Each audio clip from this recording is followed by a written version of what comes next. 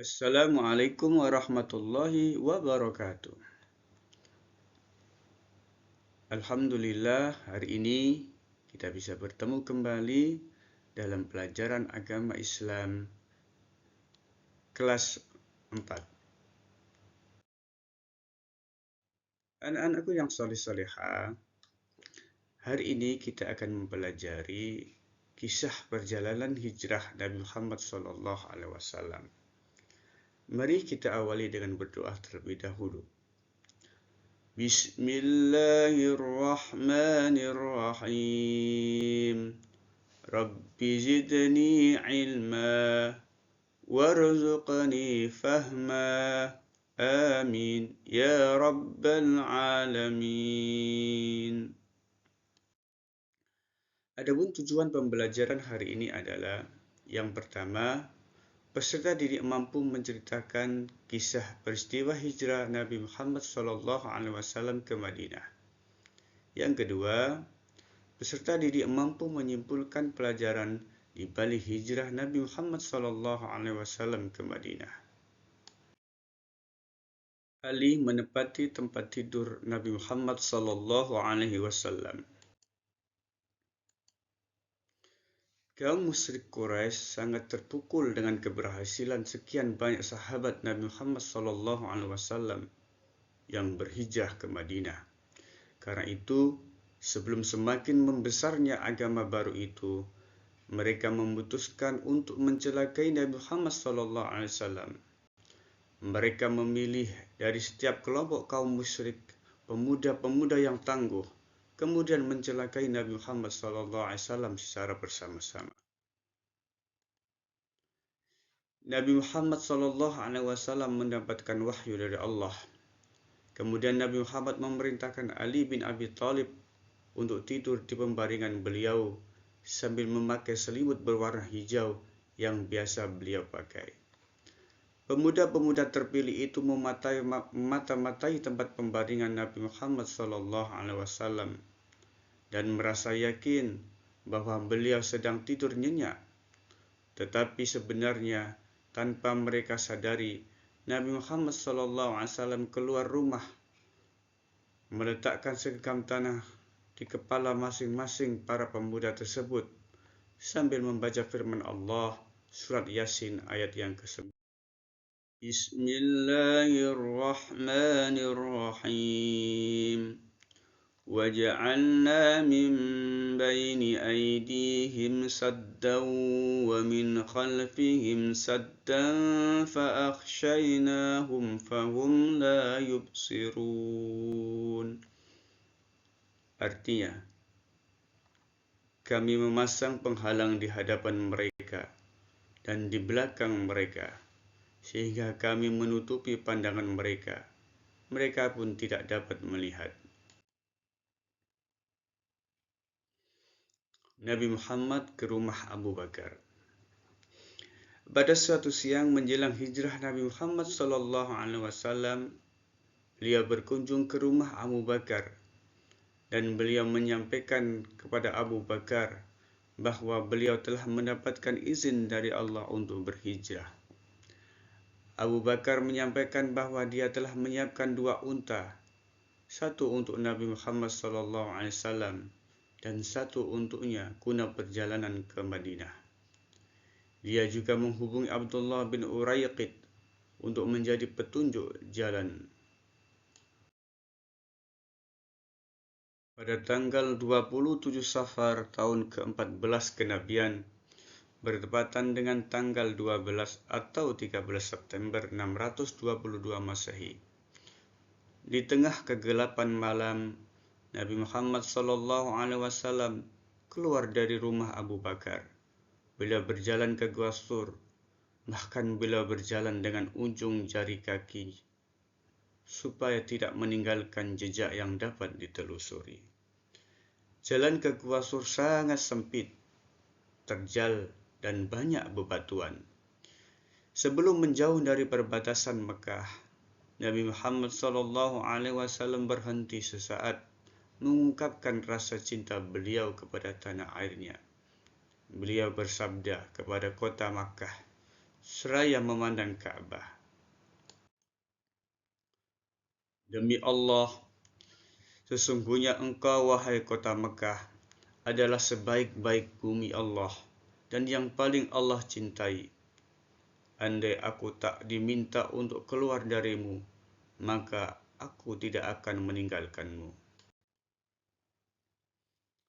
Nabi Muhammad SAW bersembunyi di Gua Sur. Sebelum memasuki gua, Abu Bakar masuk terlebih dahulu, memeriksa jangan sampai ada sesuatu yang membahayakan Nabi Muhammad SAW. Dan setelah segalanya aman, 3 malam lamanya Nabi Muhammad SAW bersama Abu Bakar menginap di dalam gua. Malam Jumat, Sabtu, dan Ahad.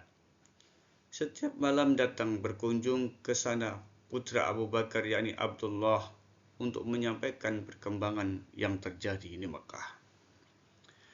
Amir bin Fuhairah, bekas budak Abu Bakar, diberi tugas mengembalakan kambing di sekitar gua untuk menghilangkan jejak Abdullah. Pada malam hari, dia memerah susu kambing gembalaannya untuk diminum oleh Nabi Muhammad SAW bersama Abu Bakar. Para tokoh kaum musyrik di Mekah sangat kecewa. Kemudian mereka memberi tugas para pencari jejak untuk melakukan pencarian. Mereka dijanjikan hadiah besar, yakni 100 ekor unta, bagi yang menemukan Nabi Muhammad SAW dan Abu Bakar. Pemuda-pemuda Quraisy datang. Mereka mondar-mandir mencari ke seluruh arah di dekat Gua Sur itu. Mereka berjumpa dengan seorang gembala, dan ia berkata, "Mungkin saja mereka di dalam gua itu, tapi saya tidak melihat ada orang menuju ke sana." Abu Bakar takut berkeringat. Ia khawatir mereka akan menyerang ke dalam gua. Kemudian Rasulullah SAW bersabda, "La tahzan, innallaha ma'ana." Jangan bersedih hati, sesungguhnya Allah bersama kita. Setelah 3 hari berada di Gua Sur, Rasulullah SAW, Abu Bakar, Abdullah bin Uraiqid, serta Asma putri Abu Bakar datang dengan bawaan bekal perjalanan. Namun waktu bekal itu akan digantung di unta, dia tidak punya tali untuk mengikat. Lalu dia memotong ikat pinggangnya dengan cermat. 1 potong untuk mengikat bekal, dan yang 1 digunakan untuk mengikat pinggangnya. Dengan peristiwa ini, Asma diberi gelar Zat an-Nitaqain, atau pengguna 2 ikat pinggang. Dalam perjalanan mereka berjumpa dengan beberapa orang, antara lain Suraqah. Dia awalnya berniat buruk terhadap Nabi Muhammad SAW, tetapi pada akhirnya justru melindungi beliau. Nabi Muhammad SAW sampai di Madinah. Pada tanggal 8 Rabiul Awal tahun 1 Hijrah, atau 23 September 622 Masehi, rombongan tiba di Kubah. Mereka disambut dengan sangat hangat. Penduduk Madinah yang mendengar tibanya Nabi Muhammad SAW di Kubah juga berdatangan menyambut beliau. Di tempat itu beliau membangun Masjid Kubah.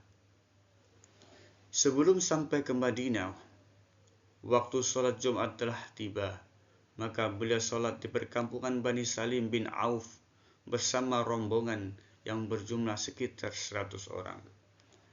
Lokasi itu dikenal dengan nama Wadi Ar-Ranunah. Itulah sholat Jumat pertama yang dilakukan Nabi Muhammad SAW di Madinah.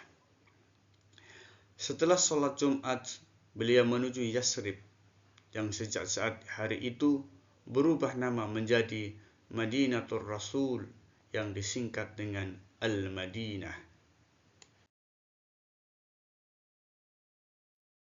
Beliau disambut dengan sangat meriah.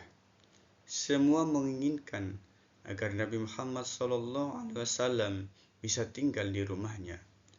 Kemudian beliau bersabda, "Biarkan saja unta nanti berjalan, dia diperintah." Unta kemudian berhenti duduk di lokasi Masjid Nabawi sekarang. Di lokasi tersebut bermukim keluarga Nabi Muhammad SAW dari Bani An-Najjar. Nabi Muhammad SAW turun. Kemudian Abu Ayyub Al-Ansari segera mengambil barang-barang beliau. Kaum muslimin yang pindah dari Mekah ke Madinah kemudian dikenal dengan nama kaum muhajirin. Dan penduduk Madinah yang membantu perjuangan dakwah Nabi Muhammad SAW setelah hijrah ke Madinah disebut dengan kaum Ansar. Demikian anak-anak pembelajaran hari ini. Mudah-mudahan bermanfaat buat kita semua, dan kita akhiri dengan membaca Alhamdulillahi Rabbil Alamin.